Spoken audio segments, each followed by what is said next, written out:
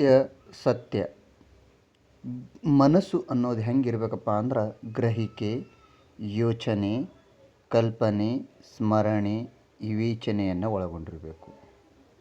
ಈ ಮನಸ್ಸಿನ ಮುಖ್ಯ ಕಾರ್ಯವಿಧಾನಗಳನ್ನು ನಾವು ನೋಡೋದಾದ್ರೆ ಗ್ರಹಿಕೆ ಅಂದ್ರೆ ಗ್ರಹಿಸುವುದು, ಸ್ವೀಕರಿಸುವುದು, ಸರಿಯಾಗಿ ಆಲಿಸುವುದು ಅಥವಾ ಚೆನ್ನಾಗಿ ತಿಳಿದುಕೊಳ್ಳುವುದು ಅಂತ ಅರ್ಥ. ಯೋಚನೆ ಅಂದ್ರೆ ಆಲೋಚನೆ ಮಾಡುವುದು, ಚಿಂತನೆ ಮಾಡುವುದು, ಒಳ್ಳೆಯ ಚಿಂತನೆಗಳನ್ನು ಮಾಡಬೇಕು. ಕಲ್ಪನೆ ಅಂದ್ರೆ ಊಹಿಸಿಕೊಳ್ಳುವುದು, ಕಲ್ಪಿಸಿಕೊಳ್ಳುವುದು, ಒಳ್ಳೆಯ ಊಹೆಗಳನ್ನು ಮಾಡೋದು, ಮುಂದಾಲೋಚಿಸೋದು ಅಂತ ನಾನು ಹೇಳ್ಬೋದು.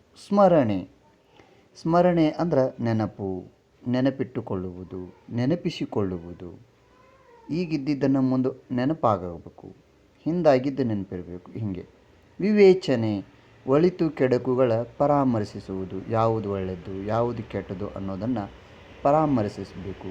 ವಿವೇಚನೆ ಅದಕ್ಕೊಂದು ಅರ್ಥ ಬರ್ತದೆ. Thanks for watching.